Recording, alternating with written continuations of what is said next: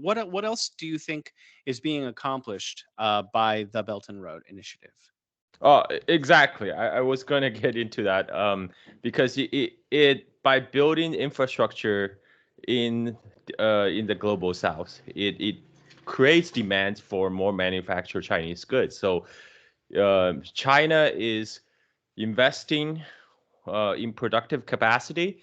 China is exporting productive capacity. So the Chinese bank is loaning money for project that gets bid on by Chinese construction companies using Chinese equipment by Chinese equipment companies.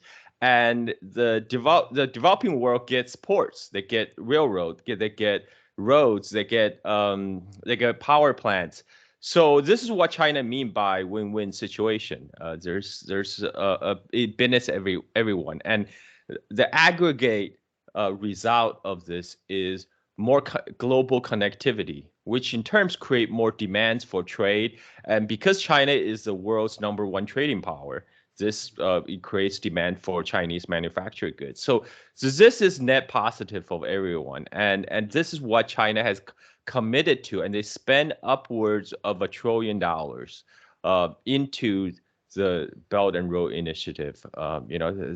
Whereas the U.S. is spending equivalent, if not more, on waging wars across the continents. So I think this is why right now we're seeing so much propaganda coming out from the Western MSM on Belt and Road Initiative to paint this as something bad, as some sort of nefarious Chinese debt trap diplomacy, so-called. Because what they're really saying is all these African nations, Southeast Asian nations, they should really go to IMF and World Bank, right? Because the reality is the Chinese loans Do you and need some Chinese water? sorry, I Sorry. I think it might be an allergy because right now it's harvest season, so the farmers have Mm. cleared away their rice field and they're burning rice stalks. And my house is in the middle of the rice field, so when the wind blows, the smokes gets everywhere. And Mhm. so, um, yeah. So where was I? I was talking Well, I about. mean, Go ahead.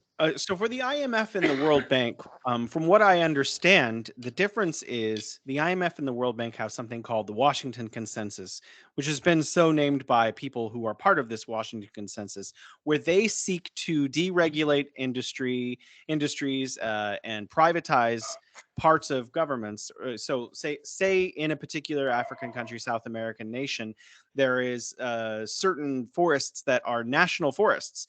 The IMF and the World Bank, in giving loans in tranches, in each tranche, they'll say, okay, you need to deregulate this market or privatize this market. And one of the things that China does in the Belt and Road Initiative, in giving similar loans to the IMF, is that China does not seek to interfere in the internal economic and political situations of these nations. So if I am a nation and I'm developing, if the difference is if I take a loan out from the IMF, they're going to ask me to change the internal structure of my economic and political reality for the people and for my government. Whereas China will just say, we'll help you build a bridge. And that means we're going to help you build a bridge. And yeah, you may owe 2 or 3% to China, or you may owe 2 or 3% to the IMF or World Bank. But the difference is China is not seeking to micromanage the internal affairs of recipient countries. Would you agree with that assessment? But you see, Jason, this is a nefarious Chinese plot to take over natural resources in the global south. I mean, that is a narrative that's being Mm. propagated right now because oftentimes, in exchange for the Chinese build roads, ports, etc., many of these global south nations are using revenue sharing arrangement with their, for example, using mining rights or use collateral, use their natural resource revenue as collaterals for the loan. So I don't know what these pundits are expecting. I mean, this is just the terms of any kind of business business agreement, right? I mean, you to buy a house, you need to have to when you ask a loan, the bank for a loan to buy a house, for example, you will need to provide collaterals. This is just a part of doing business. And as you Mm. say, China is not China practice a non-interference foreign policy, which means uh, China is just here doing business. It's not like United States or a European government is trying to impose terms on their bank loans. And this is what they don't like about Chinese loans, is because the Chinese loan is so-called no string attached. And now the African nations and the Southeast Asian nations, they have an alternative to the IMF and World Bank. Um, if anything, Mm. competition is good. Now the African nations have a choice on which one to get the best terms. However, a lot of these media narrative about the so-called Chinese debt diplomacy, the underlying premises is that African leaders and African governments do not know what's in their best interest. It's these Mm. people who write Mm. for the Wall Street Journal or New York Times really know what's in the best interest of the Africans. I think that's ludicrous. I mean, it totally Yeah. denies the agency to the people in the global South, and to imply that somehow these pundits who sit in the office in Washington or New York somehow know more about what's in the best interest of African is paternalistic, to say the Mm. least. I think there's also a tinge of racism there somewhere. Hmm.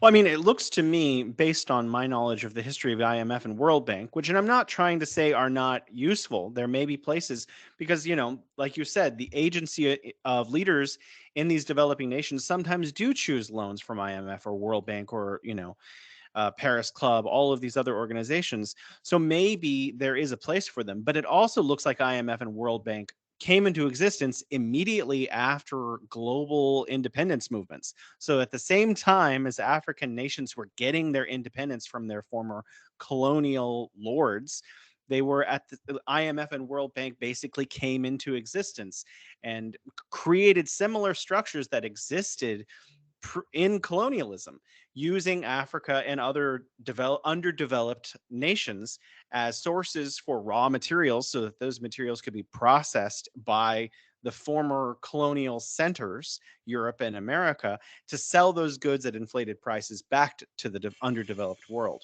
But I want to pivot a little bit, and because I saw that you did a few posts on the China Pakistan economic corridor, and ask you, because this connects Gwadar, the deep water port off of the coast of on the coast of Pakistan, to Western China. What are the advantages for China? What are the advantages for Pakistan? What is the purpose of all of this infrastructure? Right. So CPEC, the China-Pakistan Economic Corridor, is one of the flagship project of the BRI. China is investing tens and if not hundreds of billions of dollars into Pakistan, into building roads, bridges, power plants, basic infrastructure that the goal is again multifold. One is to help prop up the Pakistan economy. This will bring stability into the South Asia in the subcontinent, and because China want a stabilizing neighborhood, Pakistan is neighbor of Mm-hmm. China. Uh, on, on the other side, because Pakistan is connected to China's Xinjiang region, development and economic prosperity of Pakistan will have a spillover effect into Xinjiang region of China. It also helps Xinjiang to develop by making this extra connection to the outside world. And the road, as you mentioned, it leads to the Pakistani port of Gwadar. Gwadar is set very close to the strategically located Persian Gulf. Gwadar is almost at the mouth of the Persian Gulf, and China currently imports most of its energy from the Middle East. China is one of the largest importer of the Middle East oil and gas, and most of the uh, Chinese energy import come from is carried on the on the ocean, through the Straits of Malacca, up the South China Sea into the Chinese ports. But the U.S. Navy made very clear that Strait of Malacca is a choking point. They will leverage against China in a scenario of war. U.S. Navy threatened to choke off China's energy supply. So by developing Gwadar, a port on near the mouth of Persian Gulf, and to potentially build a pipeline from Gwadar all the way across Pakistan, all the way feeds into China's Xinjiang region in the west. China bypassed the critical choking point of Malacca Strait.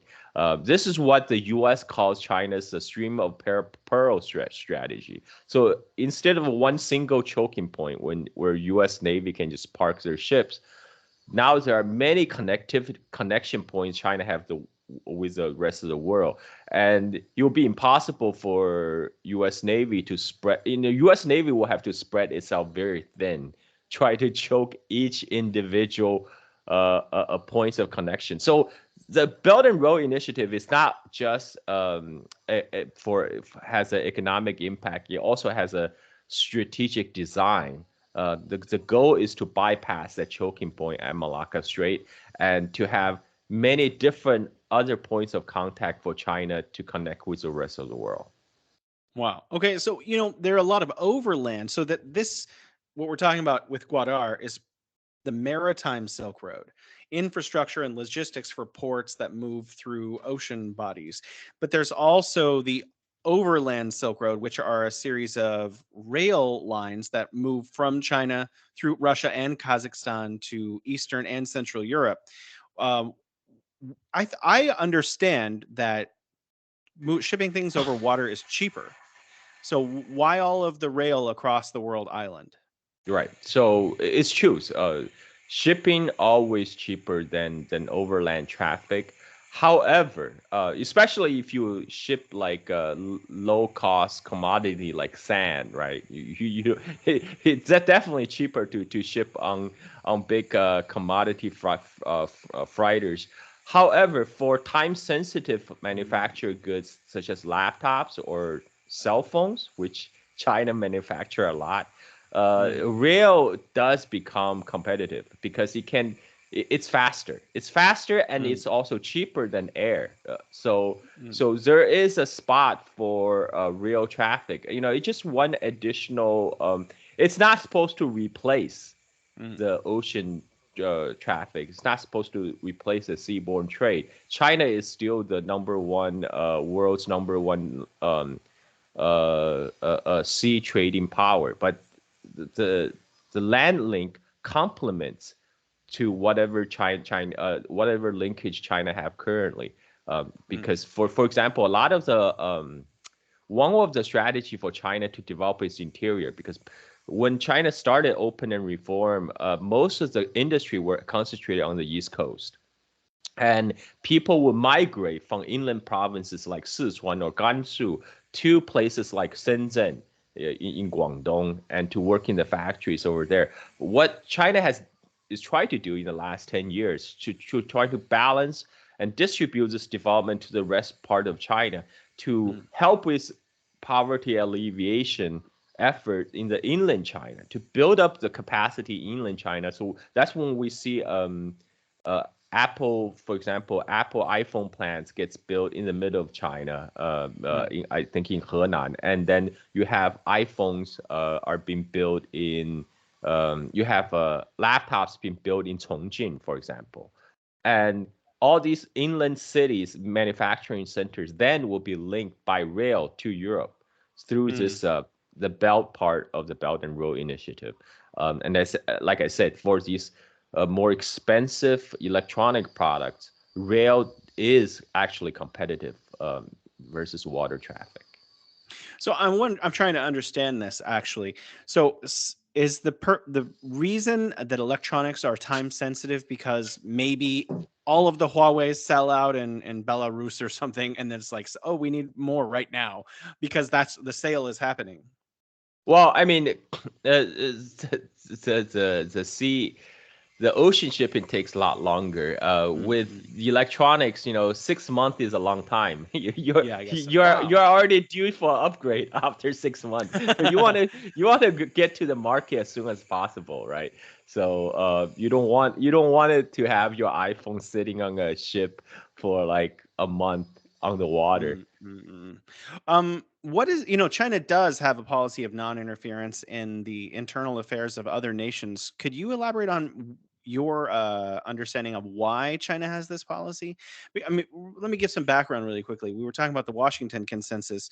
There are economists in Washington, and I don't agree, but I'm just trying to kind of lay it out there, who believe that these liberalizing policies, or at least they claim they believe that these liberal policies that they sort of foist on developing countries will facilitate the growth of those economies where they're investing money. So, why is China's policy to not have any acts, no strings attached, as you put it before, when they're involved in the economic development of underdeveloped countries?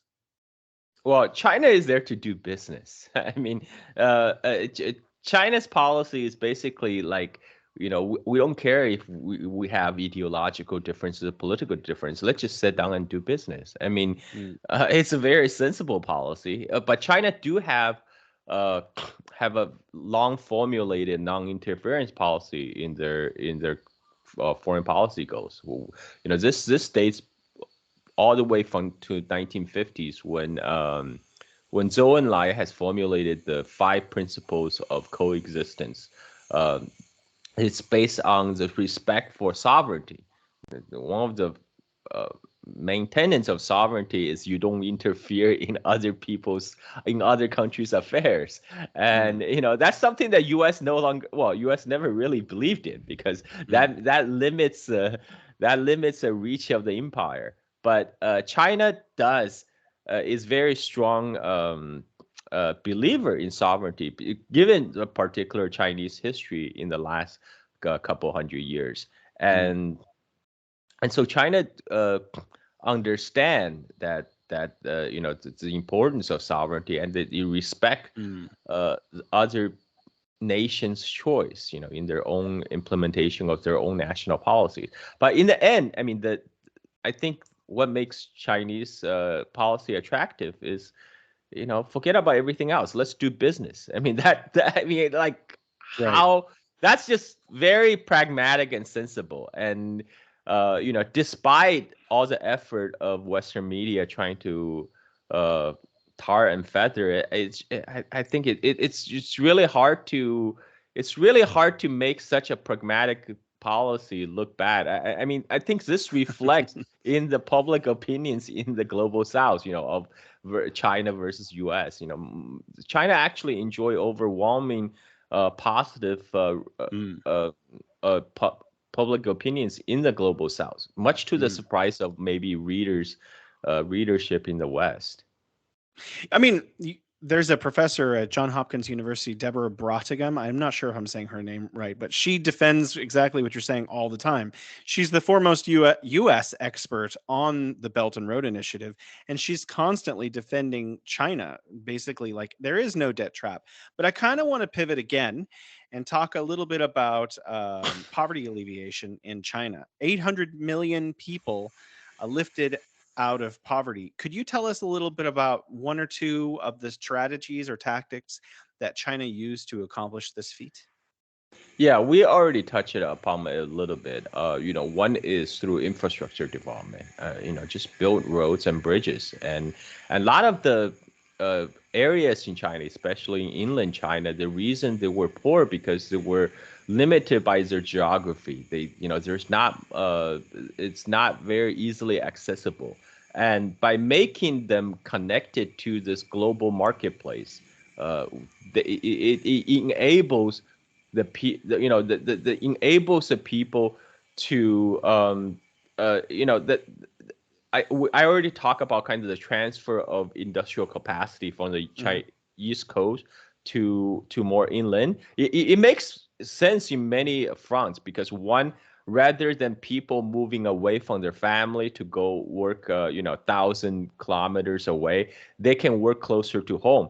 And by bringing jobs closer to where it's needed, it not only brings family together, but it also has an added benefit for the business of reducing costs, because of the land and labor is cheaper in inland Yeah. China than it's on the East Coast, right? Because the East Coast has already been built out, and it just makes sense, and also it makes sense as a national policy, to to just address poverty at a national level. You can't have hundreds of million people left behind while one small tiny section of your society is enjoying the first world comfort. That happened across many parts of the world, but that's not what Chinese government is trying to recreate. And that this is why Xi Jinping talk about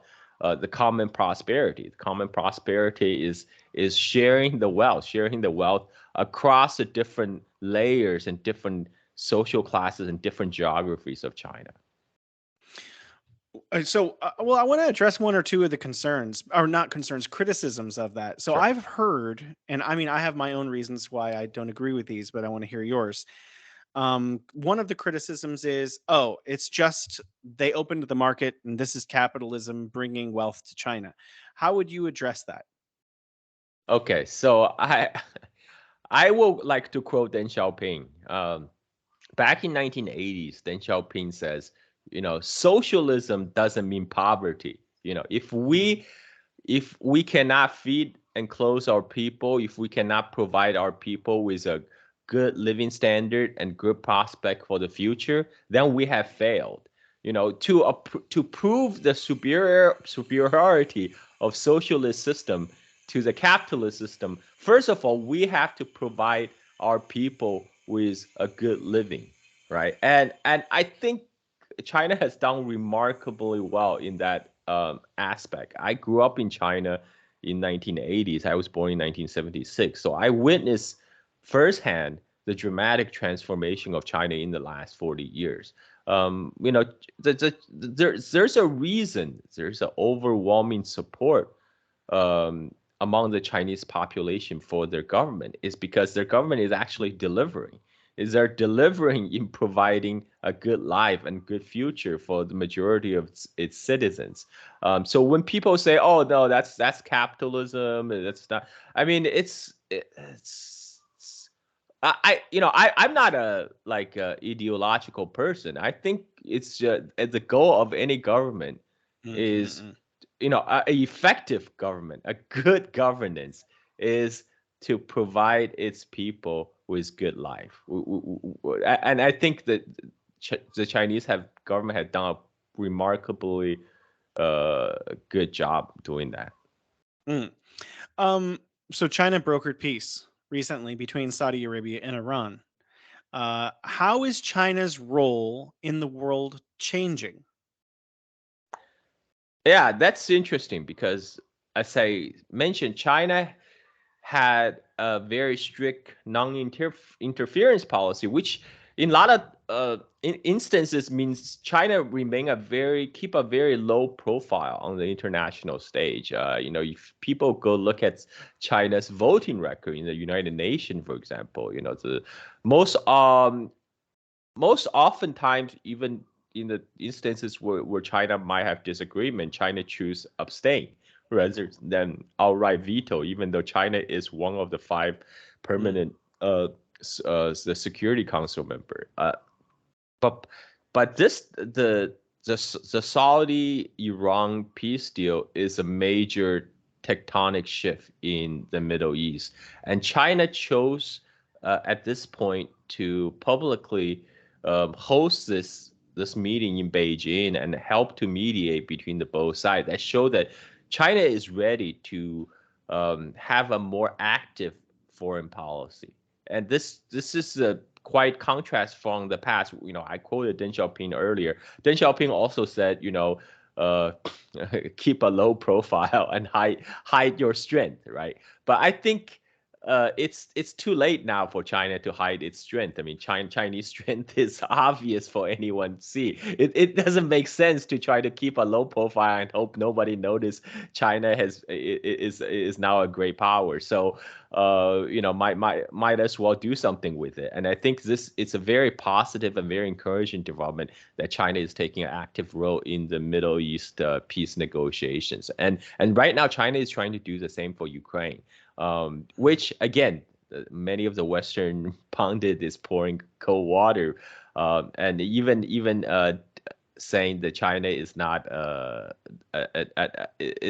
qualified to be objective mediator. But I mean, then who is? Would that be United States or NATO who is pouring weapons into Ukraine? I mean, things are just uh, we're living in 1984 world where war is peace and everything is getting turned upside down in the mainstream media. I think that's why actually the mainstream media is actually losing a lot of credibility, not just in China, but in U.S. as well, because a lot of the Americans can recognize all, bullshit is the kind of bullshit that's being piled on.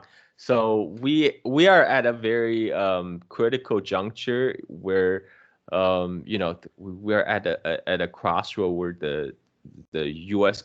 empire continued to decline and China continued to rise. And I am very heartened to see that China taking an active role in peace negotiations. I mean, peace is always good, always better than the other alternative than the war. Right. Well, I mean, that's kind of the purpose of this show for our American audience. We hope to help bridge understanding between China and not just America, but the West in general. So I wanted to ask you, we're both a little bit critical of international militancy, which seems to come from the West, from our perspective anyway. How would you say, what steps can China or the United States or the people in China or the people in the United States take to bridge a better understanding between our people and maintain peace and develop more cooperation, participation in the international community? Right. The steps have to come from the other side, have to come from US, because China is not the one that's pushing for confrontation. China is open for business. Like, China doesn't care. US may have a different way of life or different different government structure. China is not going out the world trying to impose the Chinese model on everybody else. That's there's a common misconception is that China's rise will inevitably means that it's either the Chinese mode of governance or the U.S. mode of governance. That's not true. It's U.S. that's forcing people to choose. China just want to preserve its own way of life, and it also respect other countries for their own choices. So right now, China still very much would like to continue a productive partnership with anyone, including United States. Recently, the Chinese, new Chinese ambassador to U.S. just made a statement to that effect that he hoped that U.S. and China can sit down and working as adults to working toward a more productive, cooperative relationship that will benefit the whole world. And he also pointed out the hostile relationship between the two doesn't benefit anyone. And so really, I mean, I think the ball is now in the court of Washington and in the so-called collective West to come to realization that coexistence is possible with China. It doesn't have to be you are either with us or against us. And this basically was the basis of the Sino-American relationship from the days of Nixon visit. At that time it was the Shanghai Communique was about preserve while we understand we agree to disagree, but we can still work on other important issues. And yeah, I'm a little bit more pessimistic on the government of United States because I feel like now the crazies are running the show. Um, for regular people, I think people to people exchange is very important. Like we're right now talking to each other. I think um, if more Americans would travel to China, to see what China is about, to talk to the Chinese people, they will, that will help to cast aside a lot of the common misconceptions, and but hopefully they will also realize uh, it's foolish. It's foolish to have a confrontational relationship with China, and there's no reason for it. And this is my hope that more people will start questioning their government, why they're pursuing on such a policy. Well, a lot of the anxiety seemed to come from the Trump administration. I'm neither Democrat nor Republican. I'm not trying to throw it out there, but it's only seemed this kind of overt hostility has only existed for the last 5 or 6, 7 years. Could this just be a hiccup in our relationship and things improve? Biden administration had a window of opportunity when Biden take office and say, look, the Trump administration, that was just a fluke. Now we can get back to do business. But instead, the Biden administration has doubled down on the Trump policy toward China. I mean, the sanctions that Biden has levied on China on in terms of semiconductors is a lot more severe than whatever Trump ever levied against China. So right now, it, you know, to be tough on China is almost a bipartisan issue in Mm, Washington, which is very unfortunate, and because it's actually hurting even the U.S. companies, U.S. tech companies that's mm, hoping to sell to China to continue because China is one of their biggest market and growing. And now they're being locked out the Chinese market, not by Chinese government, but by US government policies. mm, And that's why you have the Nvidia founder recently giving the talk that, once we lose China, the Chinese will eventually find a way to innovate themselves and to make those parts themselves. But once they do, they're not coming back. They're not going to come back to buy American products. We will then lose the Chinese market forever, which is a very important market. Like you said, there's not any replacement China around here. There's only one China. This is this giant marketplace, and if it will be a huge blow for the American tech companies to lose that market. And right now, that's what the Biden administration policy is it's doing. So I just hope people come to their senses. I don't know. I mean, at this point I'm fairly pessimistic, but I do hope I like to keep the hope alive, and that maybe something will change. you mentioned living in the United States for 30 years. I noticed that there is an increase in anti-Asian hate crime. I personally think that it has a lot to do with the anti-China rhetoric that comes from the media and from some of the leadership in Washington and elsewhere. Um, uh, do you think that if China and the United States were able to de-escalate their political tensions or the economic tensions, the trade war, for example, that this kind of anti-Asian hate crimes could also be reduced? Oh, sure. I mean, most definitely. I mean, mainstream media are trying to play down the linkage between the anti-Asian hate crime versus the U.S. xenophobic China policy. But for any reasonable person, you can see the linkage when a lot of the when you're making China the enemy, a lot of the Chinese Americans are wearing the face of the enemy. So you are making them the target. And um, I it is I because I have a U.S. passport. I it's my own advantage to see U.S. and China come to a more cooperative relationship. And I, so this is one of the reason I lash out online is because I'm very disappointed in the ways the things have the way things have turned out. But I do hope um there will be a better term for the future, because if because the alternative is just too hard to contemplate.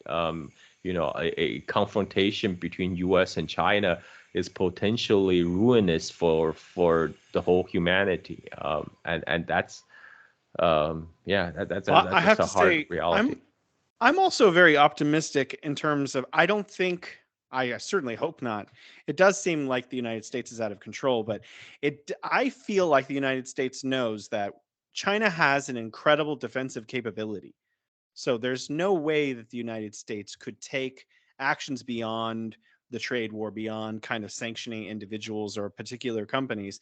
It doesn't seem to me like viable that the United States could escalate things beyond the sort of um, moves against the free market that they've been making. And my feeling is immediately, you say the ball's in Washington's court. I completely agree. My opinion is that if the United States were to reduce some of the trade sanctions, some of the tariffs, China would immediately reciprocate, and we would have an instantaneously like de-escalating situation.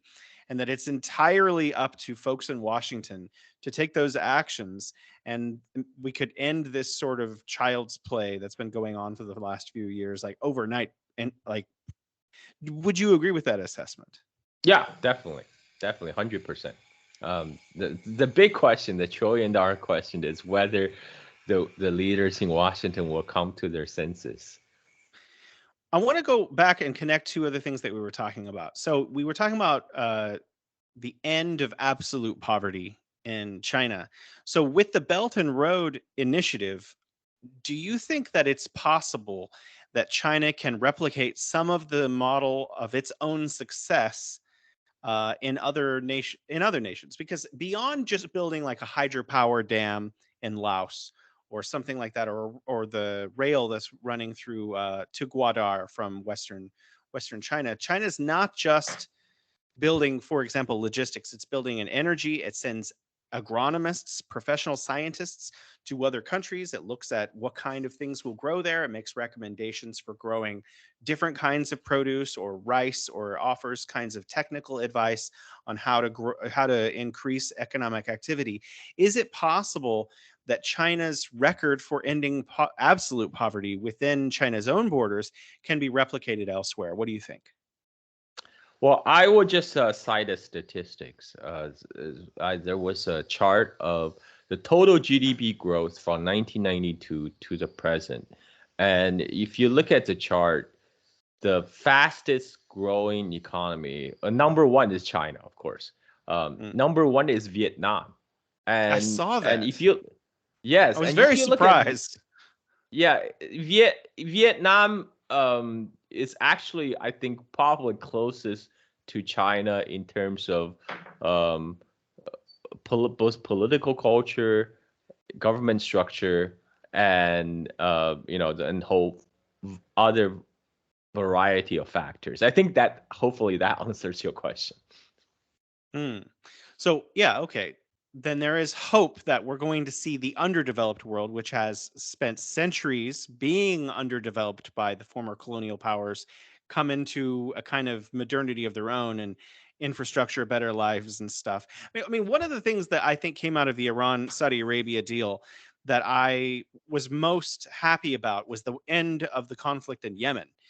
I think Yes. whether you're American hardcore war hawk or whatever, I assume at least most people want what's in the best interest of most other people.